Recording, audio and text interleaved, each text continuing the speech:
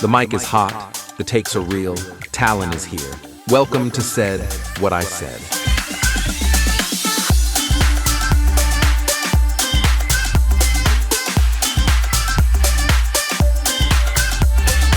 From Hollywood to your headphones, she's bold, she's raw, she's Talin. And this is Said What I Said.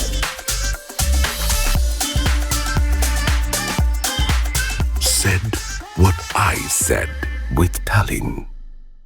What's up, everybody? Welcome back to Said What I Said with Talin. My guest today is someone who just isn't a choreographer. She's someone who's been redefining what dance looks like in the mainstream entertainment, from bringing South Asian dance styles into Hollywood to working on major projects that are shifting representation in real time.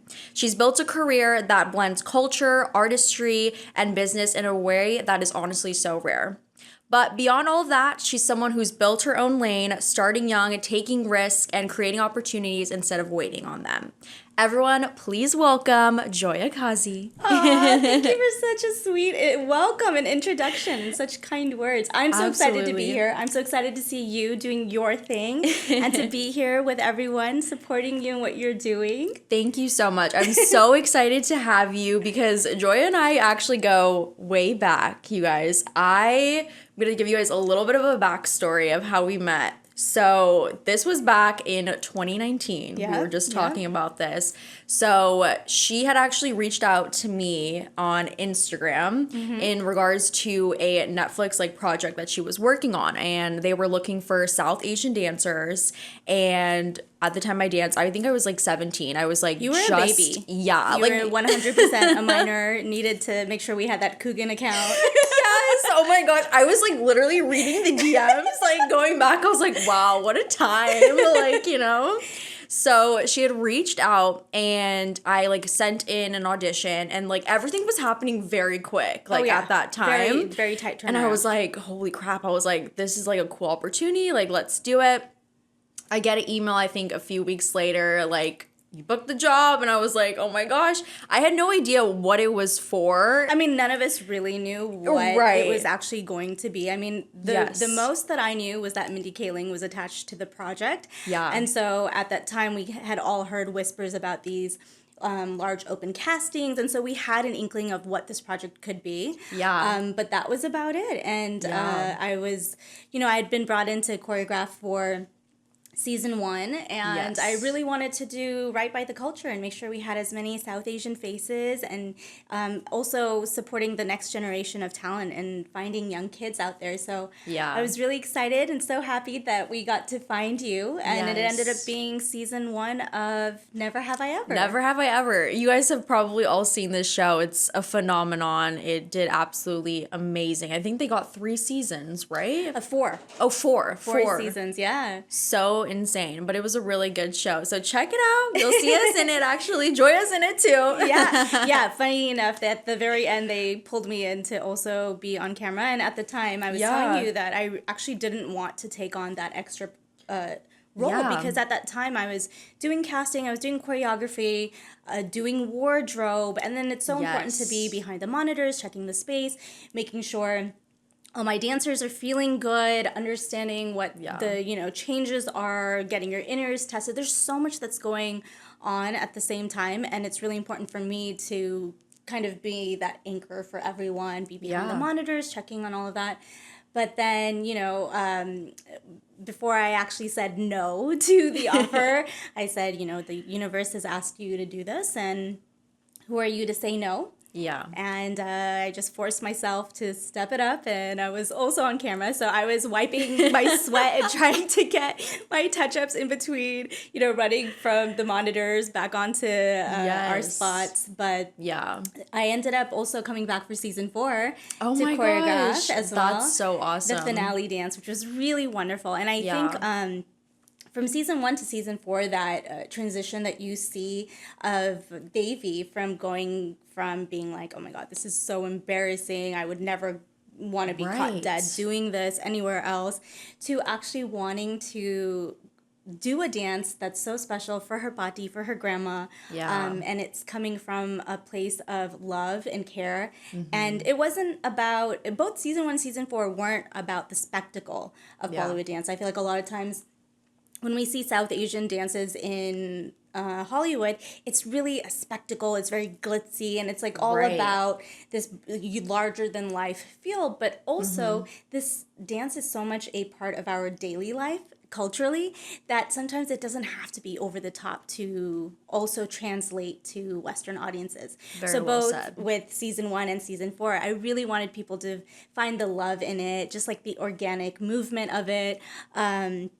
And with season 4, that finale dance at the wedding, you feel that joy and that excitement of Kamala and Devi coming together and doing something so special. Yeah. And that choreography was actually up for a consideration for an Emmy. That's which amazing. was insane to even be in the conversation. Yeah, that's amazing. You did such a phenomenal job with all of that. Like, you handled everything with like just such poise and grace, and you just put your 110% into it, and I think the audience members can definitely see that, like, resonate through the screen. you. So congratulations on that. Thank you. And you were part of it, I know, it's so like crazy. none of this work could exist without the bodies. And I always say, Thank you. as hard as I work, my work cannot exist without the students that I teach or the dancers that I get to work with, and so at the end of the day, you guys are the ones that are taking choreography and making it a dance and making it a pop culture moment. Yes, absolutely. Yeah. Well, thank you. Thank you.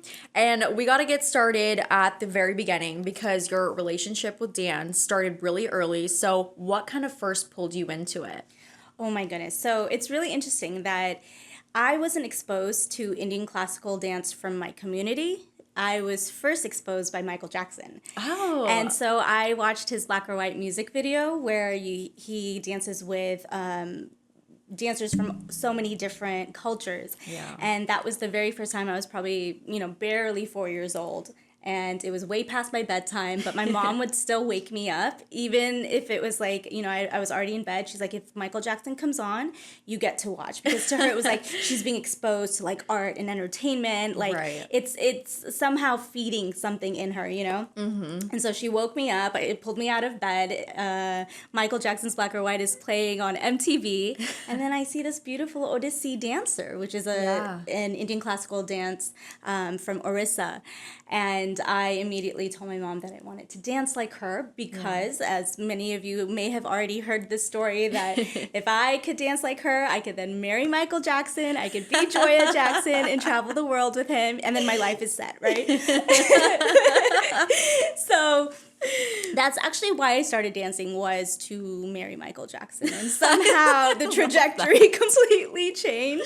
But yeah, just a couple months after that, once I turned 4, I was able to join my very first dance class. And my mom drove out 2 hours one way for me to start learning Odissi. And that was kind of the start of it. And I was very lucky because my guru, Jyoti Raut, she gave me many opportunities at a very young age. And so I was doing adult intensives where I was the only 5, 6, or 7-year-old and everyone else were adults. But she saw something in me and saw that like passion and will to learn, and definitely the potential, because at that time it's more of like, this is just something that I probably felt like a gravitational pull towards, but I didn't know where that could ever take me. I certainly wasn't thinking that was a career at that time. But I think through her love and her teaching and guidance, I stayed within the art. I stayed studying, and then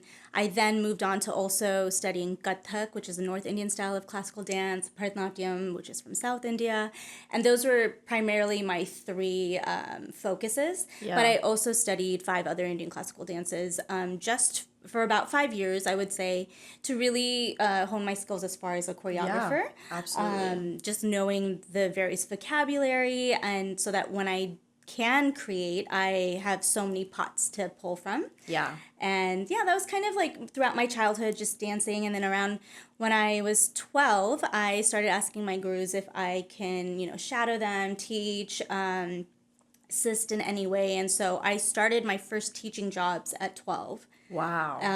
Started my company at 16. And Amazing. then I was a theater and dance major in school, did an emphasis in choreography and production management. I also doubled with poli-sci, but like that was more Wow. of just because it was interesting to me and really Yeah. fun, and that was my easy A. Yeah. And I'm always up for like a nice little debate and Yeah. being a little more worldly, and Absolutely. and then I minored in managerial economics, which is like finance, so Yeah. good enough for business. And Yes. I understood very young that being an artist is not enough, and that you also have to be a business person. And you have to Yeah. have a certain sense of business acumen to be successful as an artist. And I give thanks to my parents because they're both entrepreneurs in their own fields. But yeah, then once I got into dance in college, I think that's where things really started shifting in terms of why I was even dancing. Yeah. I love that. It's such a beautiful story of how you found your love for dance and like through so many other people that you met in your life too that helped have like a positive impact. Like it's just so beautiful. I think about that all the time, like me growing up as a dancer as well. Like it was just so many mentors around that really kind of just like help shape you into that person and give Yeah. you that extra push to Absolutely. like go for it, like you're destined to do this. Yeah, and it's when you get that type of belief from mentors around you, it's a really beautiful and I would like a very spiritual place to be in. It doesn't come often and it doesn't stay Yeah. long. So I feel very blessed and privileged to have been able to have even experienced that as a child. Yeah, absolutely. Growing up in the US while being rooted in South Asian culture, did you ever feel like you were navigating two identities at once? Yeah, absolutely. I feel like a lot of people that grew up back in my day, at the time where you're still struggling with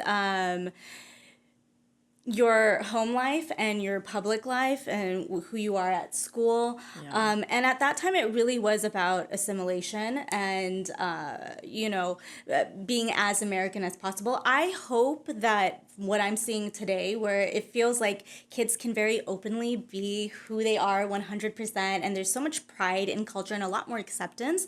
Yeah. I definitely feel like that has shifted, which makes me so happy and excited. But Yeah. yeah, definitely I felt like, I would go to baseball games and like pool parties with my friends, but up until probably around high school, most of my friends didn't know that I was like studying Indian dance for like 20, 30 hours a week. Wow. At all. Yeah. It was not a thing that I ever shared at school. Yeah. And, I feel like in the beginning, I had a lot of pride, and it very quickly got like tarnished at school. So I remember I had mehendi or henna coming from the weekend, and we had gone to a wedding, and I had henna designs on my hand. And when I got to school, one of my friends, this is the first grade, one of my friends yelled out to the entire class, "Ew, Joya has poop on her hands."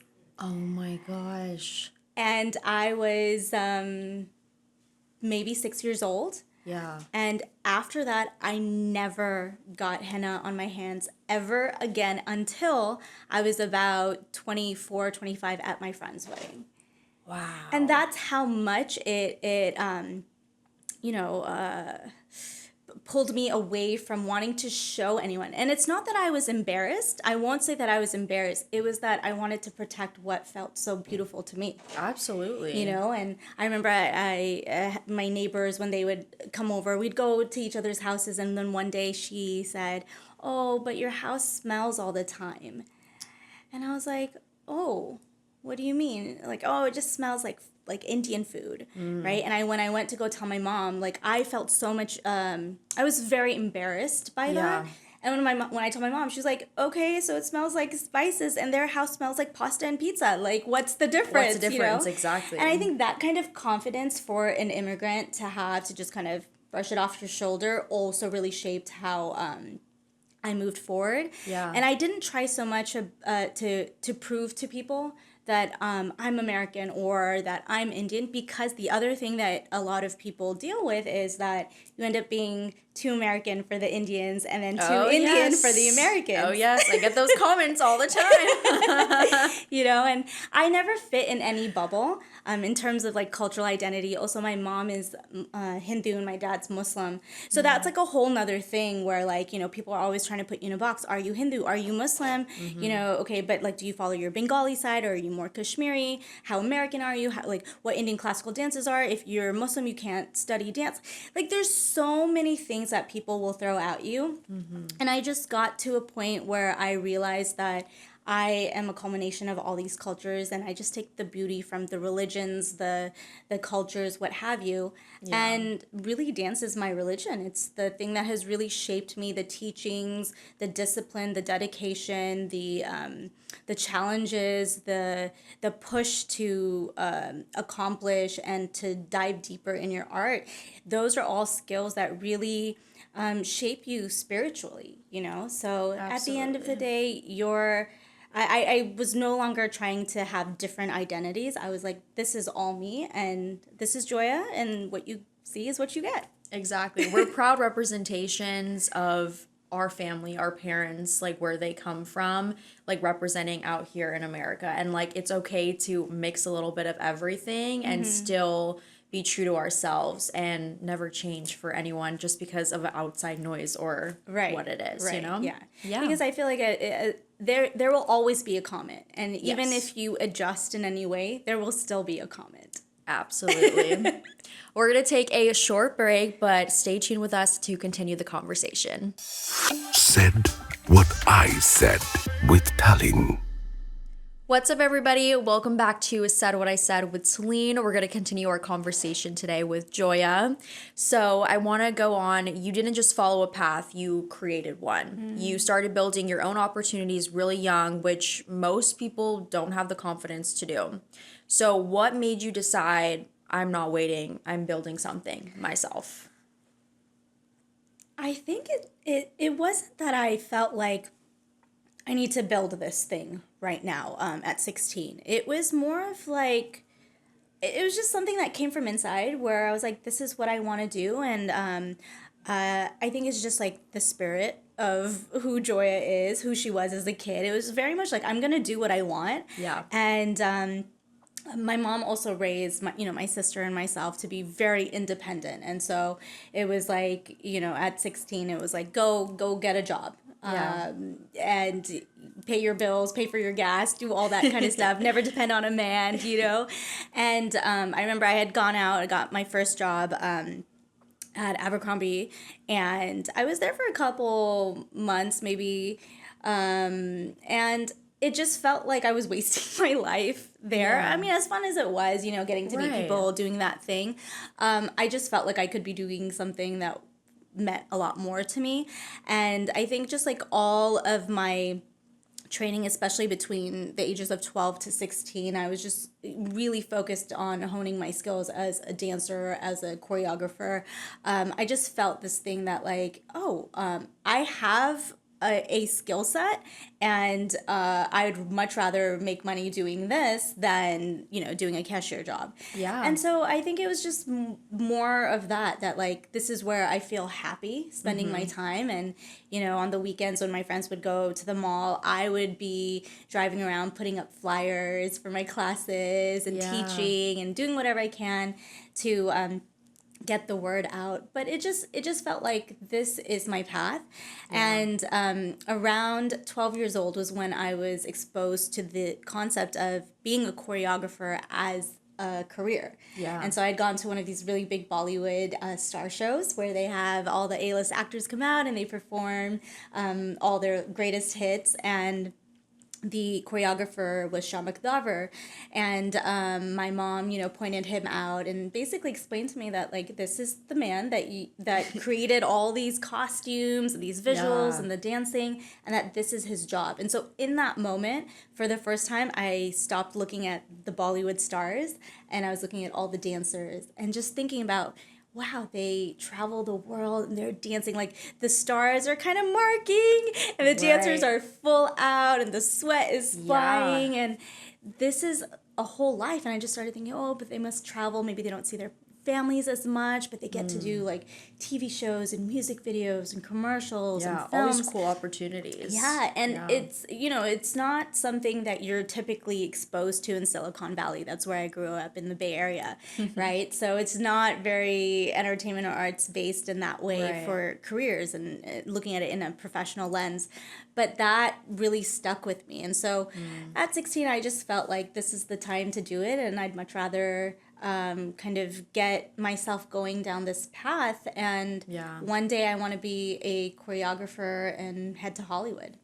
Yeah, that's so amazing. I mean, with all of that, did you ever have like a moment or like a realization like, oh, this is so much. Like, do I like quit and give up, or like, do I keep going? Do you want the truth, or do you want me to be positive?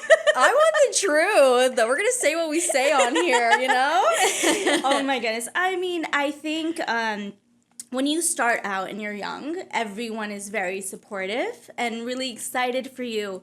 But then once you start standing out and people can see your potential and what you can do, that's when things get really rough. And I fell victim to a lot of awful bullying, to the point where, I was even physically bullied by other dancers, and just like this, there was so much heat around, oh, she thinks she can make it, she can be a choreographer, and what is she gonna do, like who's gonna take this little brown girl kind of vibe. And that's coming from within my own community, and so there were many times that I felt like I might be the person that's a little delusional. Like, am I really good enough to do this if every single person around me is telling me that I'm not?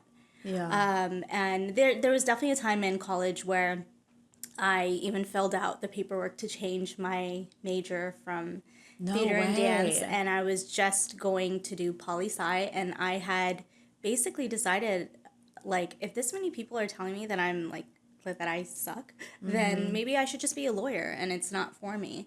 And I had that paperwork, and I was ready to go turn it in. And at that time, my car had been, like, my tires were slashed, my side view mirrors were, like, broken off by other people, my apartment had been egged, and this is, like, all from, like, the competition scene, It was a lot, and I was almost ostracized because people just, I don't know. It was that I was so focused on wanting to be a dancer and very focused on my career. I worked 3 jobs through school. I was saving up my money, flying from UC Davis to LA every month just to like take class, trying to network. And this is like as a freshman, junior, throughout all those years. But yeah, I really thought I was about to change my major. And then I had, maybe 1 or 2 very close friends that were like, you can't do this. Like, you have something in you, and you shouldn't let these people, sway you. But then at the same time, you have these like American Idol auditions where like the person gets up there and is like, everyone told me I was amazing, and so here I am, and they're not. I thought this was like complete, like vice versa. Like, I'm the one telling myself that I think I'm so great, but everyone is saying that I'm not. So I was like, I don't want to make a fool of myself. But I think somehow in like the smallest amount of faith, I don't even know how I still took that next step forward to be like, okay, I'm gonna stay in it. But I did, and I'm really glad I did, and I've learned from all of that to this day that you just can't hear the boos, because the boos are always very, very, very public, and the cheers are always private. But at the same time, I don't listen to the applause either. And you just have to, my mom always said, you have to kick out your own red carpet because no one else will. Yeah. And you walk down and with your head held high, and you do what you need to do for yourself, not for anyone else. Yeah. And so, yeah, I mean, I think that's part of that struggle is part of every artist's journey in terms of finding out why are they really doing it. Exactly. We have to kind of go through that in order for us to come to that realization and get that confidence and realize like we are meant to do this. Like, yes, there's going to be so much outside noise and opinions, and us too, like being first generation, second generation over here in America, trying to do like what we're trying to do, it's 10 times harder for us. We're put up with so many obstacles and things that, and also just doubts of people. They're like, oh, they can't do this. And it's hard. It sucks. Like, I can't say that enough. Like, through like the dance industry and every industry I've been a part of, it sucks. But it's like, we have to remind ourselves like everything we do, we are doing it for a love and a passion. And if that is what makes us happy at the end of the day, we have to keep pushing, persevering, and thriving through it all. And that kind of brings me to like my next question of like, how much of your success do you think came from talent, like versus resilience? Oh my goodness. Talent definitely has to be there. And I feel like I'm very lucky. I think that the talent comes from somewhere else. And the shaping of the teachings, that I've had as a child definitely helped. But talent is not enough to get you anywhere. It does require a great amount of sacrifice and dedication, determination, and drive. And for anyone that wants to be an artist, I feel like a lot of times people see the glitz and glamour and, how like on socials you can blow up overnight from 6 seconds. And there's just like, it almost seems like there's a bit of an ease and an excitement and great glory at the end very quickly. But being an artist is not for those who are at all weak in their heart. You have to have such a strong heart and faith, and understanding of who you are as an artist, and also acceptance that you will continue to evolve. So talent is obviously important, but it's not enough. Yeah, absolutely. We're going to take a quick break, but stay tuned while we continue the conversation. Said what I said with Talin. What's up, everybody? Welcome back to Said What I Said with Talin. We're going to continue our conversation today with Joya. So you've been a huge part of bringing South Asian dance into mainstream entertainment, and I think people underestimate how difficult that actually is. So did you ever feel like your culture was misunderstood or simplified for mainstream audiences? Of course, that's the main reason why I found my purpose in my passion, because when I was specifically in school, I realized that any dance style beyond ballet just really didn't have any sense of notoriety and really wasn't accepted as a proper form of dance. And unfortunately, my dance program at the time was very strictly just ballet and modern. I love now that dance programs are so multicultural, and I've gotten to teach, at Stanford, at OSHA, and bring Bollywood dance and all of that. But when I was in school, it just wasn't a thing. And I remember having this distinct experience where a head of the dance department asked me if I did Bollywood dance, and that was kind of the way they asked, and I was like, no, I'm an Indian classical dance artist, I study temple dances, and it was always like, oh, Bollywood, it's so fun, like anybody can do it, it's just like so colorful, which yes, it is fun and colorful and all of that, but I felt like it was just so superficial, and I really wanted to help change the way the West sees South Asian dance and talent. And so that's really been the crux of like all of my work, is trying to redefine how people see South Asian dance, that it doesn't have to be a spectacle, that it can be something very small and intimate, but it could also be a place where you see different cultures coming together. There's a bridge between the East and the West, and there isn't just like one perspective or one experience that that exists within the South Asian culture, you know? Yeah. So, that was really why I was like, I'm headed to LA, and we need to jazz up the way that we see the culture. Yeah. And how do you protect like authenticity while still making like something commercially successful? Ooh, yes. So that's, I get that question a lot, and I think now what I've realized is that it's not so much about like the commercial aspect of things. I don't think about choreography in terms of like, oh, this is going to do well because this is more commercial. I think that when you pander to the audience, you can fall into this hamster wheel of just doing the same thing over and over and over again. And it's so important to me that each of my clients or the projects I work on feel like they're getting a very specific brand of Joya, but also that it's in line with their specific vision. So for me, I have to do right by the culture, but I also have to do right by the artist. Yes. So for example, when, if I'm creating for Sweetie, or if I'm creating for Never Have I Ever, with a different like family-based storyline, or doing, a film that's about competitive dance. Yeah. The way that I move in these spaces is going to be very different because I want to be true to the director's vision and the artist's vision. Yeah. But I really believe that based off of all the teachings that have been passed down to me, that there's a certain, I have a radar within me. Yeah. And that will never go away. And it really guides my work. And I try not to... cripple under the pressure of like representing the culture very much, because it is crippling. The responsibility is crippling. But I have enough trust and faith in myself now that I can deliver enough of the culture in a way that people will be proud of it, but also that we'll be able to break down that fourth wall and invite people who have never experienced it before into it without feeling like it's too foreign. Yeah, absolutely. It's like finding that right sweet spot and like balance of it all. Yeah. I want to talk to you about your projects you've been a part of, because this isn't just one moment. It's been a build.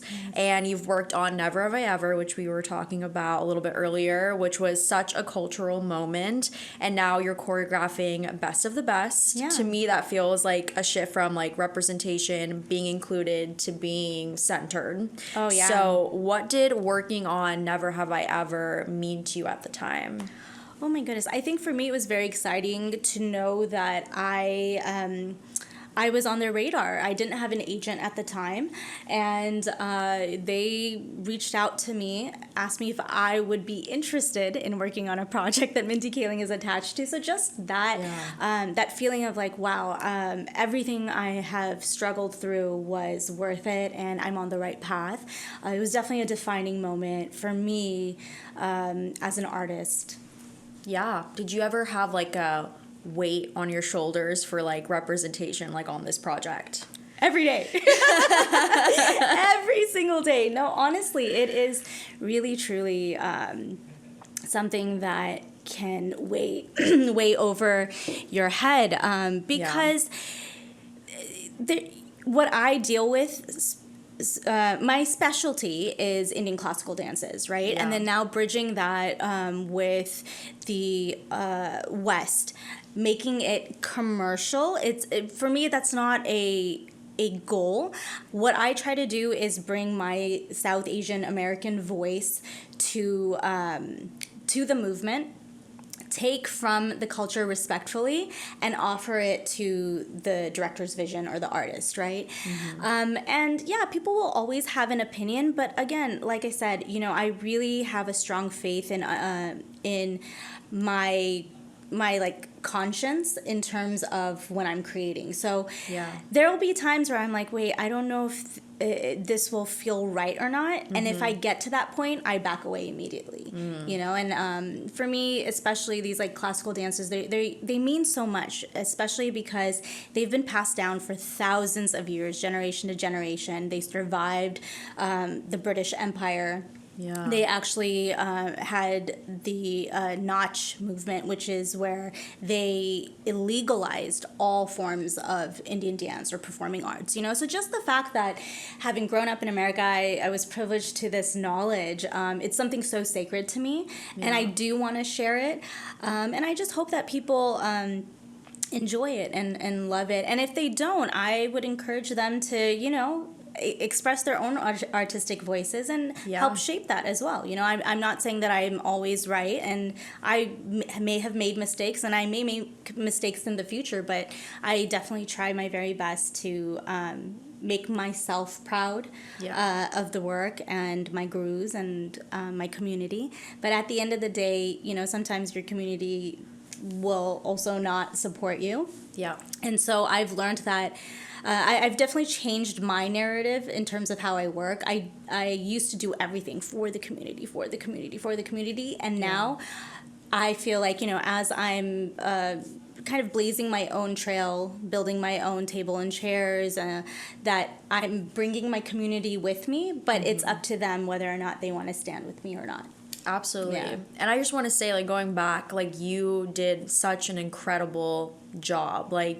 You hit and nailed everything to the best of your ability that you possibly could, with the representation, the cultural, the outfits, everything, because you were literally doing quite literally everything for that. I was pitting you guys. We were figuring out Binties. Yes. And that is so much to take on, and you did such an amazing job. So I have to give you your grace and your flowers for that, because I know it wasn't easy, but you persevered and you did it. Thank you so much. Yeah, That means a lot. absolutely. Did that experience kind of change how you saw your place in the industry at all? I think it changed how people saw me in the industry. Yeah, I felt like, I always knew that I'm here to do this work, and this is what I do. Yeah. I think that was the moment where people were like, "Oh, hold on a second." And I think this is from within the industry and just also audiences across, and I think some of the most fulfilling feedback was that people were saying, "I finally feel seen. This is what Bollywood is. This is what Indian dance is. This is the experience." So many people saying, "I remember dancing like this in, on college campuses. I did that growing up, Yeah. But I feel like people finally saw the authenticity that I bring to my work, and that was more of the shift, was that the way everyone else saw me. Yeah, absolutely. And now stepping into Best of the Best. Yeah. This is a full story centered around that world. So what excited you the most about this project when you first heard about it? Oh my goodness. So actually my interview process was almost 2 or 3 years long. Wow. for this project. Way. Yeah. But it's about the collegiate Bollywood dance world. And I don't know if you know, but I actually started the very first Hindi film dance team, which is what we used to call it then, before we called it Bollywood. Yeah. I started the very first HFD team at UC Davis. Wow. I lived that world. I lived that for 4 years. And building a team, seeing it break down, rebuild, going through all the madness of all of that, that story lives so close to me. So for one, it was a story that I really resonated with. And also it is 100% my experience. And so that's really what called me to the project. And I felt like, at that time, I was like, if things go my way, I know that I can bring such a clear and authentic voice to this.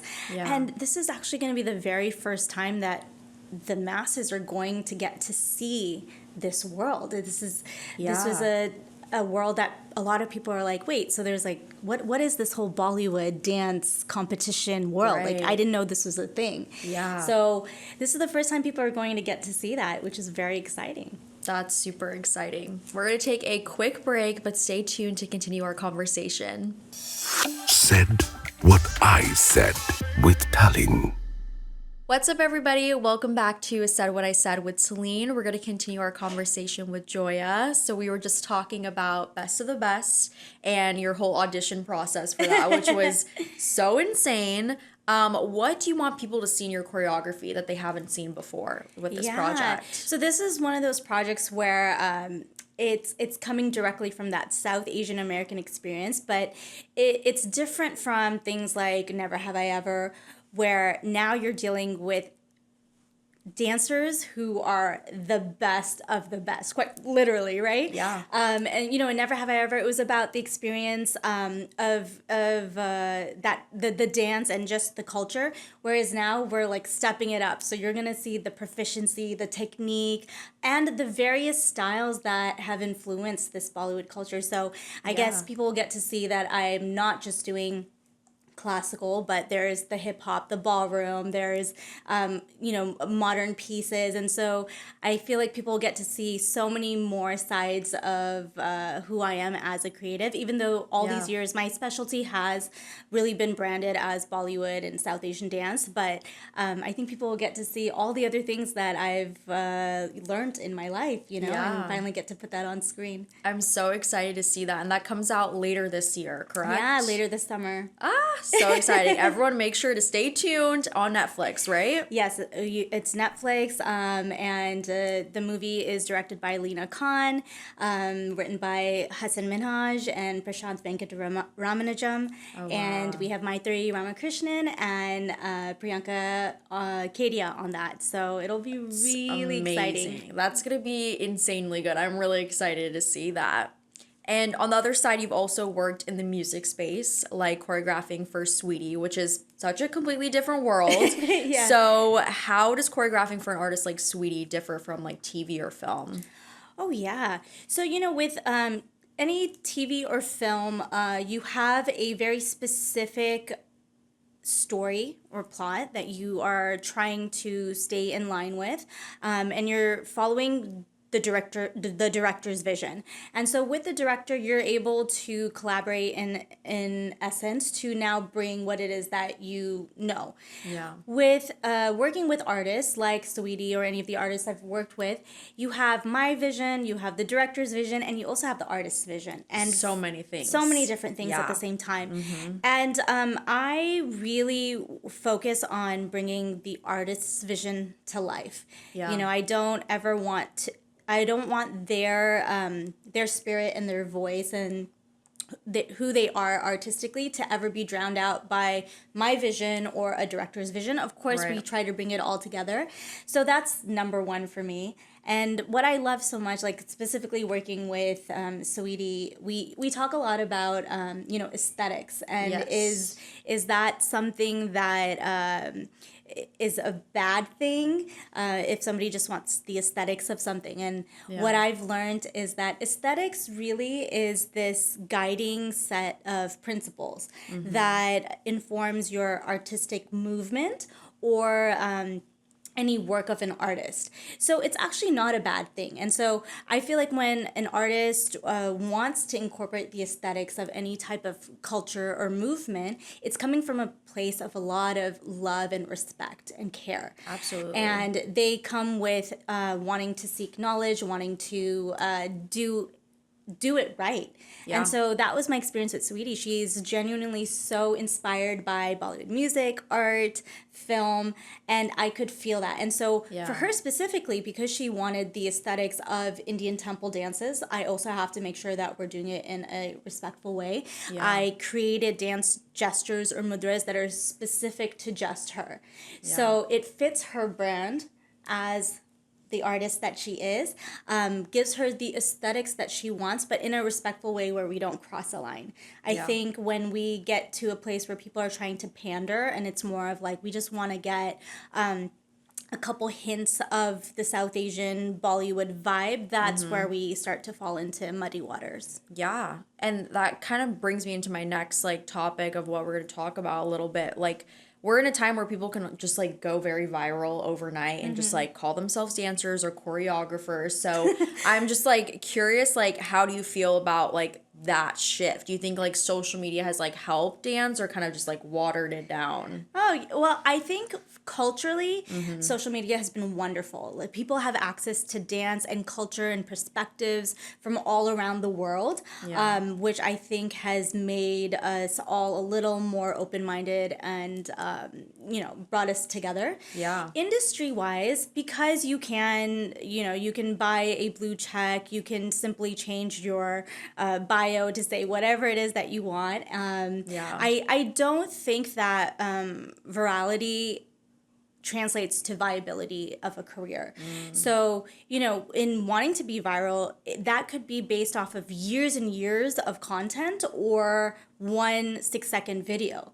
Yeah. And just because someone is really great in numbers and with a phone screen, that doesn't mean that they have the skill set to show up as a professional dancer or choreographer. That doesn't mean that they know how to create for camera or that they have the spatial awareness and the physical intelligence of matching other bodies that they've never danced with before.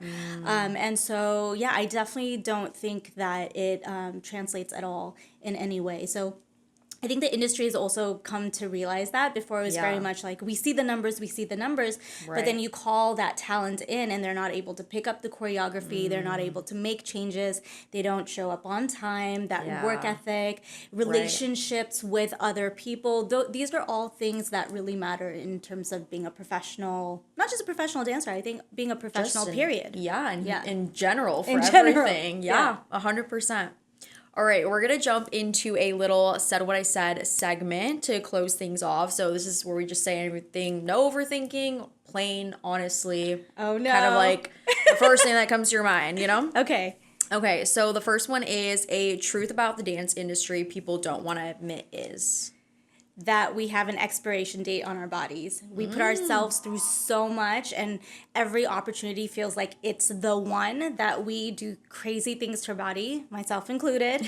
But we have an expiration date, and you only get one body. Period. I love that. Said what I said moment. That's our highlight reel right there, you guys.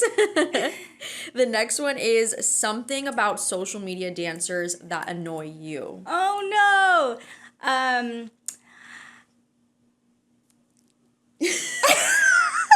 It's like marking is the new full out. I just feel like everyone's marking. Yes. And then that just translates to dancers when they come in for a job. It's just everyone's marking. 100%. Like no one wants to go full out anymore, I feel. Oh my gosh. It's all like... like very subtle. Like, okay.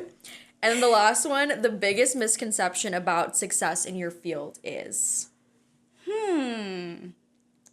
Gosh, maybe that, I mean, I don't know how people view me, but I mean, I feel like maybe sometimes people think like, oh, she must have just known somebody. That it's just like, there's always like a quick and easy way to have found that. And I think it's because of social media where it's like, oh, like because you were visible, you got that and that and that. Yeah. But people don't realize that it takes years of work. Maybe they think it's like an overnight success, but it's actually years and years of all-nighters. Yeah, absolutely. When you look ahead, not just at your next project, but like your legacy and what you want to be known for, like what impact do you want to leave on that next generation?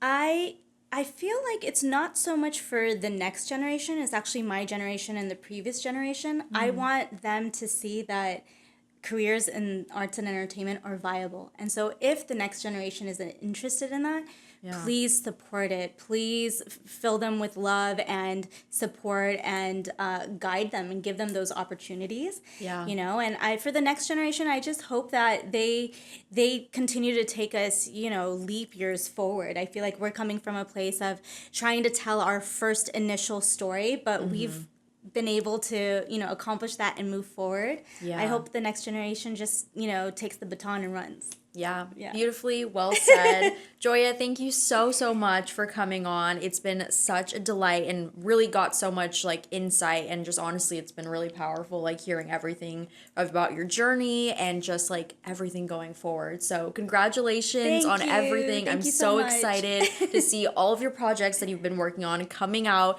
Make sure you guys stay tuned as well, and make sure you guys follow Joya on all of her socials to keep up with all of her latest work.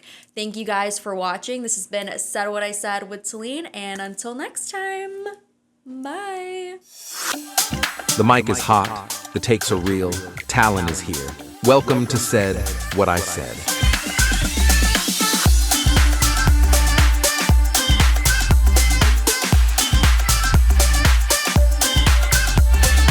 From Hollywood to your headphones, she's bold, she's raw, she's Talin.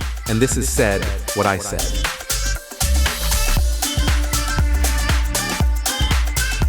Said what I said with Talin.